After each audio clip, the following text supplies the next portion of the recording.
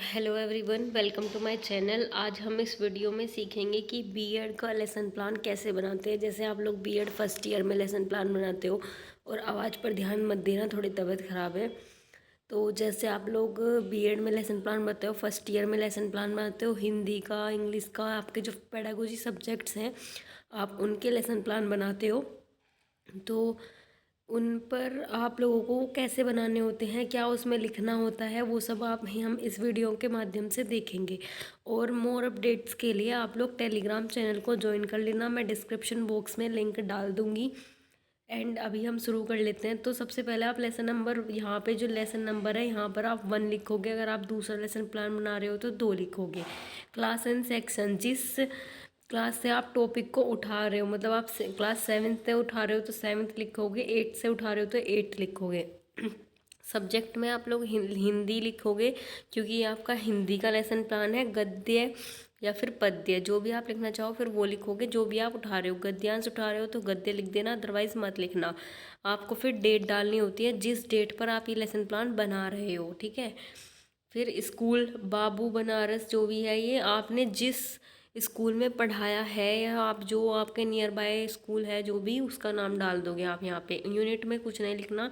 Topic, जैसे आपका topic है श्री कृष्ण तो आप टॉपिक लिखेंगे। फिर आता है हमारे जनरल ऑब्जेक्टिव्स। तो जनरल ऑब्जेक्टिव्स में आप देखिए, जैसे हिंदी भाषा के प्रति सामान्य उद्देश्य जिन्हें बोलते हैं। तो पहला है हमारा हिंदी भाषा के प्रति छात्रों में रुचि उत्पन्न करना, इसका एक उद्देश्य ये होगा, ठीक है। दूसरा उद्देश्य होगा इसका छात्रों के शब्द भंडार में वृद्धि करना। तीसरा उद्देश्य होगा इसका छात्रों में शुद्ध उच्चारण करने की क्षमता का विकास करना। चौथा उद्देश्य होगा छात्रों को सूक्तियों, लोकोक्तियों, मुहावरों का ज्ञान कराना। इस तरीके से इसके ये उद्देश्य होंगे। 5 उद्देश्य आपको लिख लेने हैं। फिर उसके बाद हमारे आते हैं स्पेसिफिक ऑब्जेक्टिव्स, जिनको हम बोलते हैं विशिष्ट उद्देश्य, ठीक है। इसमें हमारा फर्स्ट, जैसे इन्होंने लिखा है, छात्रों को श्री कृष्ण के विषय में अध्ययन कराना, ठीक है। यहाँ पे छात्रों को लिख लेना, ठीक है। ये थोड़ा मिसप्रिंट है, इसको को कर लेना, ओके। फिर उसके बाद हमारा आता है टीचिंग एड्स, जिसको हम बोलते हैं सहायक सामग्री। तो सहायक सामग्री हमारी वो होती हैं जो चीज़ आप ले रहे हो, जैसे आप चौक है आपके पास, डस्टर है, श्यामपट, ब्लैक बोर्ड है, चार्ट आदि, इन सब में ये सब लिखेंगे। चौक, कुछ पर आप लोग मार्कर यूज़ करते हो, कुछ ब्लैक बोर्ड पर जो होता है, जो वाइट बोर्ड होते हैं ना हमारे, उन पर आप मार्कर का यूज़ करते हो, तो आप यहाँ पे चौक की जगह मार्कर लिखना, ओके। फिर नेक्स्ट आता है हमारा प्रीवियस नॉलेज, पूर्व ज्ञान, मतलब जो आप श्री कृष्ण पोएम पढ़ा रहे हो, या गद्यांश जो आप पढ़ा रहे हो, पद्यांश जो आप पढ़ा रहे हो, जो भी है, तो उसमें बच्चों को कितना ज्ञान है, कैसा है। तो हम इसमें लिखेंगे छात्रों को श्री कृष्ण के बारे में आंशिक जानकारी है तथा इसके संबंध में वे सामान्य जानकारी रखते हैं। ये सब आप पूर्व ज्ञान में लिख दोगे। नेक्स्ट आता है हमारा, फिर ये जो है, फिर नेक्स्ट आता है बच्चों, ये थोड़ा पेज ऐसे हो गया है, लेकिन आप देखना पहले फिर हम लिखेंगे प्रस्तावना, ठीक है। प्रस्तावना जब हम लिखेंगे, नेक्स्ट हम लिखेंगे इसमें प्रस्तावना, ठीक है। प्रस्तावना में हम लिखेंगे छात्रों के, फिर यहाँ पे प्रस्तावना टीचिंग पॉइंट्स में लिखते हैं, शिक्षण बिंदु में हम प्रस्तावना लिखेंगे।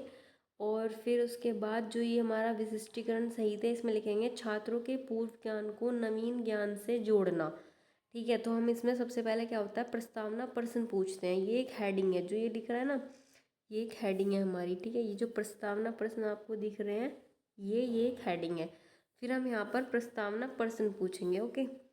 प्रस्तावना प्रश्न होगा, जैसे हमारा पहला प्रश्न है, हमारे देश का नाम क्या है। हमारे देश का नाम भारत है। ये बच्चों की प्रतिक्रियाएं हैं, जिसमें छात्र क्रियाएं डिट्टो आपको ऐसे ही बना देना है, इसमें मुझे बोलने की कोई ज़रूरत नहीं है। आपको ऊपर लिखा हुआ दिख ही रहा है कि छात्र क्रियाएं में हम क्या लिखेंगे। विधि, प्रविधि एवं सहायक सामग्री में हम क्या लिखेंगे। तो ये कौन सी विधि है, ये प्रश्नोत्तर विधि है। जब आप लोग प्रस्तावना प्रश्न पूछते हैं तो वो हमारी प्रश्नोत्तर विधि होती है। और ऐसे ही हम 4-5 प्रश्न पूछ लेंगे। और ये प्रस्तावना प्रश्न होते क्या हैं, प्रस्तावना प्रश्न बच्चों वो होते हैं, जैसे आप लोगों को श्री कृष्ण पढ़ाना है, तो आप डायरेक्ट बच्चों को ये नहीं बोल देंगे कि आओ बच्चों हम श्री कृष्ण के बारे में अध्ययन करते हैं, ऐसा कुछ नहीं, आप ऐसा नहीं बोलेंगे। आप धीरे धीरे बच्चों को श्री कृष्ण टॉपिक तक लेकर आओगे, ठीक है।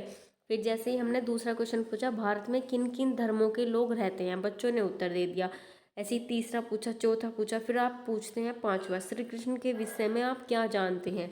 तो छात्र निरोत्तर हो जाते हैं, मतलब छात्रों को यहाँ नहीं पता कि वो लोग क्या जानते हैं, तो ये ऐसे लिख के या निरोत्तर लिखना या निरुत्तर लिख के बस आप आगे बढ़ जाना।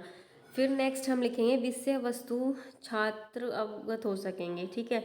उद्देश्य कथन, ये होता है हमारा एक्सप्लेनेशन, जब बच्चे नहीं बता पाएंगे तो आप बताना, ठीक है। उद्देश्य कथन हेडिंग डालना, फिर जब बच्चे नहीं बता पाएंगे तो आप बताना, छात्रों आज हम श्री कृष्ण के विषय में अध्ययन करेंगे। तो यहाँ पर छात्रों की एक्टिविटी में लिखेंगे छात्र ध्यानपूर्वक सुनते अथवा समझते हैं, इसको बोलते हैं वाचन विधि, ठीक है। फिर नेक्स्ट हमारा जो शिक्षण बिंदु आएगा वो है आज प्राप्त की, तो इसमें हम लिखेंगे श्रवण क्षमता का विकास करना। इससे क्या होगा, सुनने की क्षमता का विकास होगा जब आप। फिर आप लिखेंगे प्रस्तुतिकरण, आदर्श वाचन, छात्र अध्यापक प्रस्तुत गद्यांश का उचित उच्चारण, उचित आवाज, विराम चिन्हों को ध्यान में रखते हुए उतार चढ़ाव को साथ आदर्श वाचन करेंगे, ये चीज़ फिर आप इसमें लिख देंगे, ठीक है। नेक्स्ट फिर यहाँ पे क्या होगा, छात्र ध्यानपूर्वक सुनते हैं, फिर वाचन विधि इसमें लिख देंगे इस वाली लाइन में, ठीक है। यहाँ पे आपको दिख रहा है प्रविधि में कौन सा लिखना है, तो वाचन विधि, और छात्र क्रिया में ये लिख देना है आपको, और छात्र अध्यापक क्रिया में आपको ये लिख देना है। फिर नेक्स्ट आता है हमारा, इसमें क्या लिखना है, तो इसमें लिखना है आप लोगों को, फिर नेक्स्ट है आपका अशुद्ध उच्चारण का पता लगाना। तो अनुकरण वाचन में फिर ये लिख देंगे कि छात्र अध्यापक प्रस्तुत गद्यांश को 2 या 3 बच्चों से पढ़वाएंगे, ठीक है। फिर आता है आपका नेक्स्ट पेज, अनुकरण वाचन विधि लिखने के बाद आपका आता है नेक्स्ट पेज। नेक्स्ट पेज पर आप उच्चारण शुद्धिकरण, फिर यहाँ पर प्यूपिल टीचर्स एक्टिविटीज़ में आप उच्चारण शुद्धिकरण अभ्यास लिखकर नेक्स्ट हो जाएंगे। फिर नीचे शब्द भंडार में वृद्धि करना, नवीन ज्ञान प्रदान करना, चिंतन मनन क्षमता को विकसित करना। नेक्स्ट पेज पर आप लिखेंगे सभी छात्र ध्यान पूर्वक सुनते हैं, अभ्यास विधि ये, फिर अर्थबोध विधि, छात्र मौन वाचन विधि। फिर इसमें क्या आता है, एक ब्लैक बोर्ड लगाना होता है, ब्लैक बोर्ड चाहे तो आप इसी कॉलम में लगा सकते हैं, ठीक है, इसी में लगाना आप ब्लैक बोर्ड। जैसे यहाँ पे इन 2 कॉलम में आ गया ना ये ब्लैक बोर्ड, तो आपको ऐसा नहीं करना है, आप लोगों को ब्लैक बोर्ड एक ही जगह लगाना है, तो वो आप ब्लैक बोर्ड यहाँ पर लगा सकते हैं। तो ब्लैक बोर्ड में एक तरफ शब्द लिखेंगे, एक तरफ अर्थ लिखेंगे, कार्य का काम, स्वर मतलब आवाज़, और मधुर मतलब मीठी, इस तरीके से आप ब्लैक बोर्ड एक। और ध्यान रहे कि ब्लैक बोर्ड जो होगा ना वो ब्लैक चार्ट पेपर का आप लोगों को बनाना है, कोई और भी चार्ट पेपर आपको यूज़ नहीं करना है, जैसे येलो चार्ट पेपर ये नहीं यूज़ करना, black board only black chart paper का बनेगा। और आप ऐसी कोई पेन लेना, जैसे ग्रे कलर का एक पेन आता है, वो उस ब्लैक बोर्ड पर जो ब्लैक कलर का चार्ट पेपर है उस पर अच्छे से दिखता है, विजिबल होता है, तो आप लोग वो पेन लेकर ब्लैक कलर के चार्ट पेपर पर लिखेंगे। या फिर इन्होंने, जैसे आप देख सकते हैं वीडियो में कि इन्होंने गोल्डन कलर का पेन यूज़ किया है, जो स्पार्कल पेन आते हैं आप लोगों के, तो आप गोल्डन भी ले सकते हैं। नेक्स्ट हमारा, हम नेक्स्ट पेज पर चलते हैं। फिर आता है हमारा बोध क्षमता की जांच करना, ठीक है। तो फिर उसके बाद हम शिक्षण बिंदु में लिखेंगे महाभारत डैश डैश डैश मानते हैं, ठीक है। फिर उसके बाद उसके बाद श्रवण क्षमता का विकास करना, इस तरीके से हम लिखेंगे। फिर हमारा आ जाएगा ये, फिर नेक्स्ट बिंदु ये आ जाएगा, फिर उच्चारण, फिर शब्द भंडार में वृद्धि करना। फिर आप लोगों को सामने ये दिख रहा है विचार विश्लेषण, आप लोग विचार विश्लेषण में प्रश्न नंबर 1 लिखेंगे, प्रश्न नंबर 2 लिखेंगे। प्रश्न नंबर 1 है आपका, देवकी अपने पति वासुदेव के साथ कहाँ बंदी थी। तो छात्र क्रियाएं, छात्र उत्तर देंगे, देवकी अपने पति वसुदेव के साथ कारागार में बंदी थी। दूसरा प्रश्न पूछेंगे, बाल्यावस्था से ही श्री कृष्ण साहसी व पराक्रम थे, ये आपका छात्र उत्तर देंगे, इसको हम प्रश्नोत्तर विधि बोलते हैं। फिर वाचन विधि, अनुकरण वाचन, अर्थबोध जब आप लिखोगे, अर्थबोध के डायरेक्ट नीचे ही आप लोगों को ये ब्लैक बोर्ड चिपका देना है। ब्लैक बोर्ड पर लिखा है शब्द और अर्थ, संधि, मिश्रता, वस्त्र, कपड़ा, युद्ध, लड़ाई, प्रभु, भगवान, इस तरह से इसमें लिखना है आपको। नेक्स्ट पर चलते हैं अब हम। तो नेक्स्ट है आपका, नेक्स्ट में आप लिखेंगे